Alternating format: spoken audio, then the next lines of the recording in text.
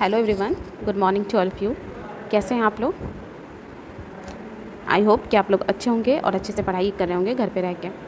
आज हम लोग एक बहुत ही इंटरेस्टिंग टॉपिक स्टार्ट करने जा रहे हैं, जो कि हमारा चैप्टर है साउंड। ये आपके क्लास 8 में चैप्टर 13 एनसीईआरटी बुक में है। आप कैसे, जब आपके स्कूल में बेल बजता है ना, तब कैसे खुशी से आप बाहर निकलते हो? कैसे आप जब बेल की आवाज़ सुनते हो आपको बहुत खुशी होती है। आप कैसे रिकॉग्नाइज़ करते हो कि ये आवाज़ मैम की है, फिज़िक्स वाली मैम की है, ये बायो वाली मैम की है, ये सर की आवाज़ है ना? ये सब आप कैसे रिकॉग्नाइज़ करते हो, है ना? बाहर डिफरेंट टाइप्स के आवाज़ें आपको सुनाई देती है, बर्ड्स के चर्पिंग सुनाई देती है, एनिमल्स का साउंड सुनाई देता है। तो आप कैसे बिना देखे उन चीज़ों को आप रिकॉग्नाइज़ कर लेते हो कि ये बर्ड की चर्पिंग है ना? बर्ड बोल रही है ना? या फिर एनिमल्स बोल रहे हैं, ये डॉग है, ये काऊ की आवाज़ है। कैसे आप ये रिकॉग्नाइज़ कर लेते हो? फिर बहुत टाइप्स के म्यूज़िकल इंस्ट्रूमेंट है, जैसे तबला है, गिटार है, फ्लूट है। ये कैसे आप सब में डिफ्रेंशिएट कर लेते हो, है ना? वैसे बिना वो भी देखे हुए। तो ये सब कैसे पॉसिबल हो पा रहा है? Just with the help of sound. कोई भी चीज़ आप सिर्फ देख कर आप इतना मज़ा नहीं ले सकते, ठीक है? आँख एक इम्पॉर्टेंट पार्ट ऑफ लाइफ है, बट साउंड भी है, क्योंकि आप आवाज़ के साथ कोई चीज़ को देखते हो। जैसे आप टीवी सोचो, आप बिना आवाज़ के, यदि आप टीवी को म्यूट कर दो और फिर देखो, ठीक है, तो क्या आप ज़्यादा देर देखोगे? क्या आपको अच्छा लगेगा? इंटरेस्ट आएगा आपको? ऑब्वियस सी बात है, नहीं। कुछ देर देखोगे बट फिर वो बोरिंग लगने लगेगा।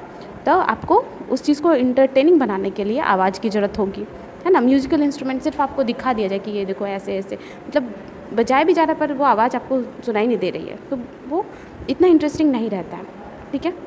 और फिर आप कहीं जा रहे हो बाहर, आप रोड पे चलते हो, हॉर्न की आवाज़ सुनाई देती है, आप अलर्ट होते हो, है ना? यदि आवाज़ ना हो, वो हॉर्न की आवाज़ ही ना हो, बस आप चलते जा रहे हो, क्या होगा? एक्सीडेंट होंगे, है ना? तो ये साउंड जो है कितना ज़्यादा इम्पॉर्टेंट रोल प्ले करता है हमारे लाइफ में।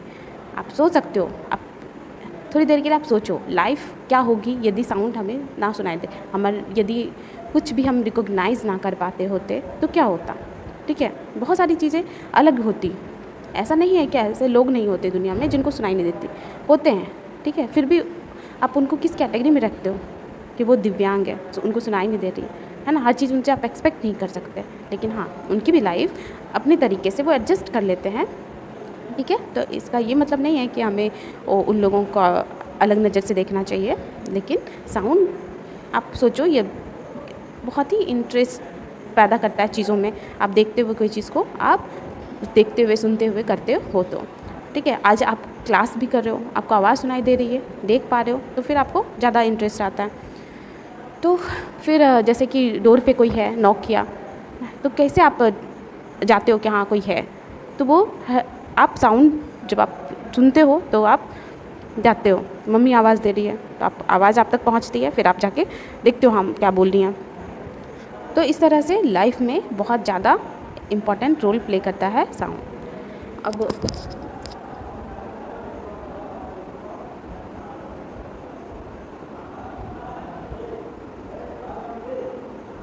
नेक्स्ट स्लाइड हमारा देखो है sound plays an important part in our daily life. कैसे? ये तो हमने देखा, और आप अभी और भी चीज़ें इसमें ऐड कर सकते हो कि कैसे हमारे लिए इम्पॉर्टेंट रोल प्ले करता है। फिर साउंड क्या होता, क्या है साउंड? जैसे आपने लाइट के बारे में पढ़ा है 6-7 क्लास में कि लाइट क्या है, एक एनर्जी का फॉर्म है ना? वैसे ही साउंड भी क्या है, एक एनर्जी का फॉर्म है। और ये प्रोड्यूस कैसे होता है? जैसा कि मैंने पहले भी डिस्कस किया है थोड़ा, कि साउंड कैसे प्रोड्यूस होता है, तो वाइब्रेशन से। जब आप कोई भी चीज़ों को वाइब्रेट करते हो, हिलाते हो, तो आपको वहाँ पे क्या सुनाई देता है? साउंड। वहाँ पे साउंड प्रोड्यूस होता है। इनफैक्ट कोई भी चीज़ को आप थोड़ा सा भी वाइब्रेशन करोगे तो वो एक अलग तरह का साउंड प्रोड्यूस होगा, ठीक है? और साउंड और भी कैसे हमारी लाइफ में इंपॉर्टेंट रोल प्ले करता है? हम लोग साउंड के हेल्प से कम्युनिकेट कर पाते हैं एक दूसरे से, अपनी दिल की बातें बता सकते हैं, है ना? अपना एंग्री, है ना, अपना हैप्पीनेस, आपको हर चीज़ शेयर कर सकते हैं with the help of sound. फिर नेक्स्ट है हमारा कि साउंड जो है, अब देखो साउंड 2 तरह का होता है।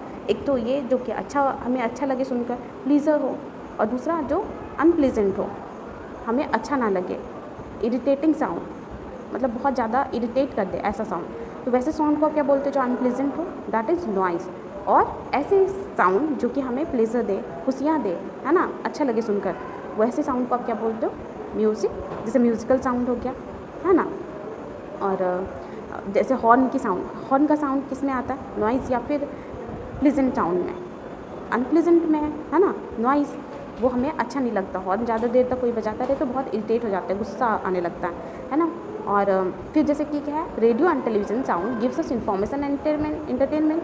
तो साउंड से हमें और भी बहुत सारे फ़ायदे हैं, हमें इन्फॉर्मेशन मिलती है कि क्या हो रहा है दुनिया में, है ना, बैठे बैठे चीज़ों को जान पाते हैं। अब ऐसा हो कि कोई न्यूज़ बोल रहा हो और वो मतलब कुछ आवाज़ ही ना आ रही हो, तो क्या आप सुनोगे और आपको क्या इन्फॉर्मेशन मिलेगी, ठीक है। वो अलग चीज़ है कि हाँ लिखे हुए रिटन फॉर्म में भी होंगे तो हम लोग पढ़ लेंगे, लेकिन इतना वो इफेक्टिव नहीं होता कि सिर्फ रिटन हो, है ना, और उसमें कोई साउंड ना हो, तो वो इतना ज़्यादा इफेक्टिव नहीं होगा। आप ही सोचो कि यदि मैं आपको सिर्फ लिखा हुआ नोट्स प्रोवाइड कर दूँ और समझाऊँ ना, सुनाऊँ ना, तो क्या आपको इंटरेस्ट आएगा, आप सुनना ज़्यादा देर पसंद करोगे, देखना पसंद करोगे, आप पढ़ोगे उस तरह, नहीं। यदि दोनों का कॉम्बिनेशन हो कि आप लिखा हुआ भी देख रहे हो और सुन भी रहे हो, तो आपको अच्छा इंटरेस्ट आता है, आप बहुत ज़्यादा आप उस चीज़ों को ध्यान देते हो, आपको याद भी रहता है, माइंड में रिकॉल होता रहता है वो चीज़ें, यदि आप वो सुने हो तो। सिर्फ देखा हुआ चीज़ आप ज़्यादा देर तक याद नहीं रख सकते, लेकिन यदि देखा हुआ भी है और सुना हुआ भी है, दोनों का कॉम्बिनेशन हो तो आप वो चीज़ों को याद रखते हो। तो इस तरीके से हम देखते हैं कि रेडियो और टेलीविज़न क्या होता है, हमें इन्फॉर्मेशन भी प्रोवाइड करता है इंटरटेनमेंट के साथ साथ, ठीक है। और जैसे कि मैंने पहले ही डिस्कस किया कि horn sound of vehicle alert us and keep us safe on the road.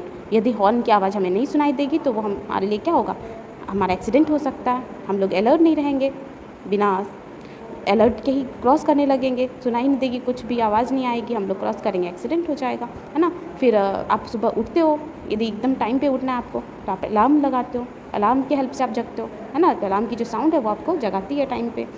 फिर ड्रम्स, आप जब बहुत खुश होते हो आप ड्रम बजाते हो, फ्लूट बजाते हो, है ना। बेल, आप स्कूल में खुशियों का कोई ठिकाना नहीं रहता जब आप बेल की आवाज़ सुनते हो, है ना, कि एक एक पीरियड बीतता जा रहा है, खुशियाँ बहुत होती है।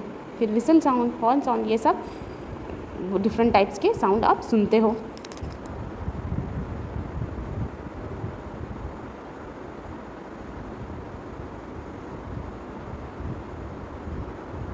अब हम लोग आते हैं नेक्स्ट स्लाइड पे, हमारा देखते हैं नेक्स्ट स्लाइड क्या है। देखो नेक्स्ट स्लाइड है हमारा व्हाट प्रोड्यूसेस साउंड। साउंड किस चीज़ से प्रोड्यूस होता है ना, क्या प्रोड्यूस करता है साउंड को। तो अब यहाँ पे दो इंस्ट्रूमेंट देख रहे हो, म्यूजिकल इंस्ट्रूमेंट है, ऑब्वियसली प्लीजेंट साउंड प्रोड्यूस करते हैं ये जो इंस्ट्रूमेंट है हमारे सामने, है ना। जैसे कि आप एक तरफ से देख रहे हो कि गिटार भी रखा हुआ है, और हारमोनियम है, सितार है, फ्लूट है, तबला है ना, डिफरेंट टाइप्स के म्यूजिकल इंस्ट्रूमेंट रखे हुए हैं। और यहाँ पे आप देख रहे हो कि एक भैया या बहन गिटार को प्ले कर रहे हैं, उसमें जो वायर है उसको फिंगर से टच करके वो मतलब साउंड प्रोड्यूस करा रहे हैं। तो आप कभी आपने गिटार चलाया होगा, मतलब गिटार बजाया होगा, तो आप बता सकते हो कि कैसे उसमें भी मतलब आपका मूवमेंट जो होता है, हाथ का फिंगर का मूवमेंट होता है, और उससे क्या होता है, जो वाइब्रेशन होते हैं, जो ये स्ट्रिंग है, जो गिटार का स्ट्रिंग है उसमें वाइब्रेशन प्रोड्यूस होते हैं, तब वो साउंड प्रोड्यूस होता है। और उसको आप मेंटेन करते हो, उसमें बहुत सारे होते हैं जो कि नट वगैरह होते हैं, जिससे कि वो आपको टाइट या लूज़ करना होता है, जैसा आपको टोन चाहिए, जैसा आपको साउंड उससे प्रोड्यूस करवाना है। फिर आप फ्लूट में आप देखते हो कि जब भी आप फ्लूट बजाते हो तो बजाते हो या किसी को आपने देखा होगा कि उसमें बहुत जो होते हैं, क्या है, होल बने होते हैं। जैसे कि आप यहाँ भी फिगर में देख रहे हो कि फ्लूट में बहुत सारे होल हैं। उसके थ्रू क्या होता है कि जब आप उसमें एयर मॉलिक्यूल डालते हो, जब हवा उसमें डालते हो, तो वो क्या होता है, वो होल से टकरा कर फिर वो डिफरेंट और उसको आपको फिंगर की हेल्प से वो मेंटेन करना पड़ता है,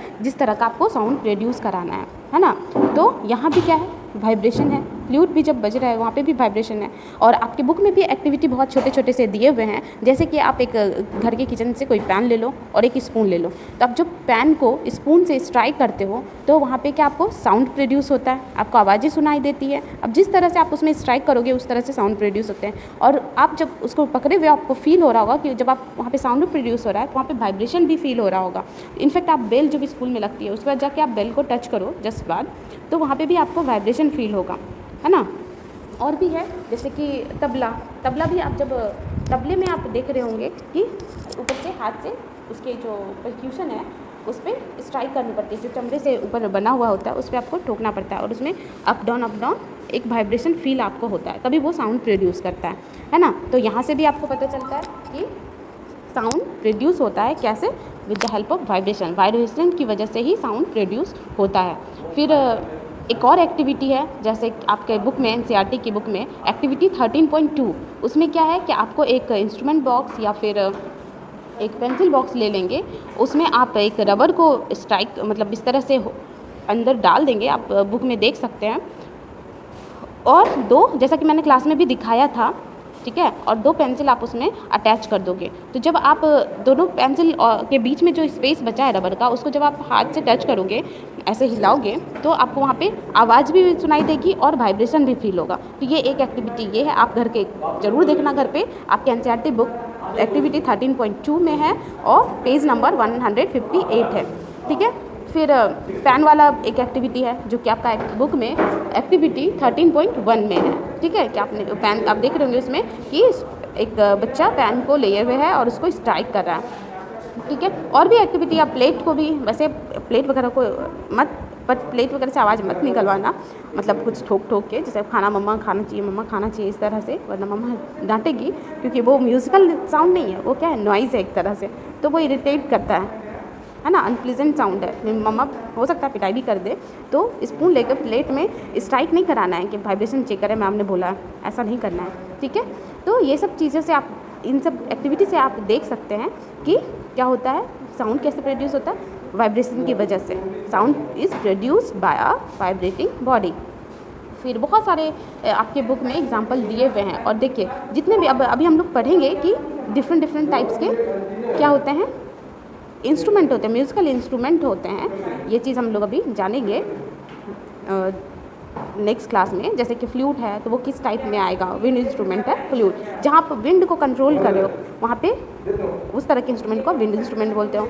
जहाँ स्ट्रिंग में वाइब्रेशन हो रहा है और उसको आप कंट्रोल कर रहे हो, तो वो स्ट्रिंग इंस्ट्रूमेंट में आता है। फिर परक्यूशन, जैसे तबला हो गया, ड्रम हो गया, जो परक्यूशन को आप कंट्रोल, वहाँ पे आप वाइब्रेशन हो रहा है, तो उस तरह के इंस्ट्रूमेंट को इसमें दिख रहा है जल तरंग, है ना, दिख रहा होगा आपको फिगर में कि डिफरेंट साइज़ के बॉल रखे हैं, उसमें पानी की अलग अलग अमाउंट में, अलग अलग वॉल्यूम में पानी रखा हुआ है, और ये जो है एक स्टिक टाइप का कुछ रखे हैं, जिससे वो उसको स्ट्राइक करेंगे और साउंड प्रोड्यूस कराएंगे। तो एक जल तरंग क्या है, एक तरह का म्यूजिकल इंस्ट्रूमेंट है। इसमें भी क्या होता है कि वाइब्रेशन आप जब ये यूज़ करोगे, ठीक है, ये इंस्ट्रूमेंट को आप प्ले करोगे, तो आपको पता चलेगा कि इसमें भी क्या होता है, वाइब्रेशन, और वाइब्रेशन से ही डिफरेंट तरह का साउंड प्रोड्यूस होता है, ठीक है।